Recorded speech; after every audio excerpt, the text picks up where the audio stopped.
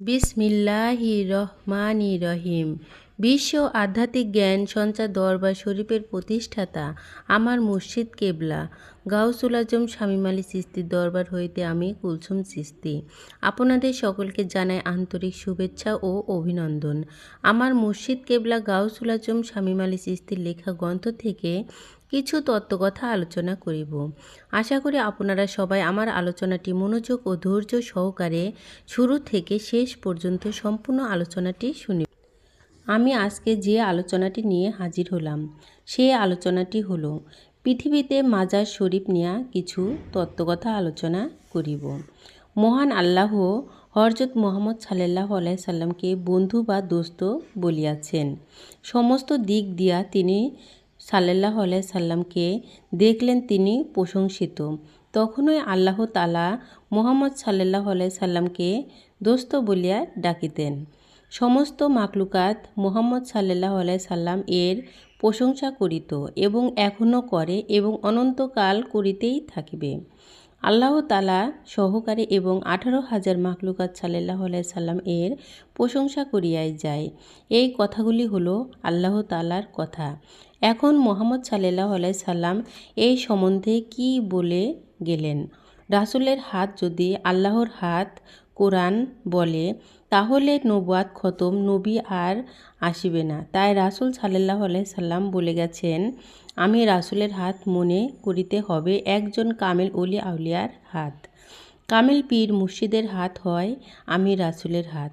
আল্লাহ তাআলা শুধু মুহাম্মদ সাল্লাল্লাহু আলাইহি সাল্লামকেই দোস্ত বলে ডাকেন নাই, আরও ডাকিয়াছেন ওলি আউলিয়াদেরকে। সাল্লাল্লাহু আলাইহি সাল্লাম ইসলামকে জাগ্রত করার জন্য জীবনে অনেক কষ্ট সহ্য করিয়াছেন। যেমন কাফেরদের হাতে মার খেতে হয়েছিল, রক্তাক্তও হয়েছিল, তেমনি করে দেখা যায় ওলি আউলিয়ার জীবন অনেক লাঞ্ছনা দুর্দশায় জীবন কাটাইয়া মৃত্যুবরণ করিয়াছিলেন। তারা এই পৃথিবীতে আল্লাহর প্রেম আগুনে আল্লাহকে পাইয়া সাধনার আগুনে পুড়িয়া নিজেকে দেহ আত্মা হীরার টুকরা হইয়া গিয়াছে। হযরত মুহাম্মদ সাল্লাল্লাহু আলাইহি সাল্লাম যদি হীরার খনি হন তাহলে ওলি আউলিয়ারা যাহারা তাহারাও তো হীরার টুকরা। তাহলে সৌদি আরব মদিনা শরীফ যদি নবীর রওজা বা মাজার হতে পারে তাহলে ওলি আউলিয়া কামেল পীর মুর্শিদের কেন রওজা বা মাজার হবে না? অবশ্যই। তবে আমরা যারা তর্ক বিতর্ক করি, না জানিয়া না বুঝিয়া করিতেছি, আল্লাহ তাআলা মুহাম্মদ সাল্লাল্লাহু আলাইহি সাল্লামকে দোস্ত বা বন্ধু বলেছে বলে যদি রওজা বা মাজার হয় মদিনা শরীফে তাহলে ওলি আউলিয়াদেরও তো দোস্ত বা বন্ধু বলেছেন, তাহলে তাদেরও রওজা বা মাজার হবেই। কেননা আল্লাহর যত বন্ধু আছে তাহারা সবাই আমাদের কাছে সম্মানিত। তাই সম্মানের সাথে আমরা একজন কামেল মুর্শিদ পীর আউলিয়ার রওজা বা মাজার করিব। পীর আউলিয়ার সম্মান হয় রাসূলের সম্মান, আর রাসূলের সম্মান হয় আল্লাহর সম্মান।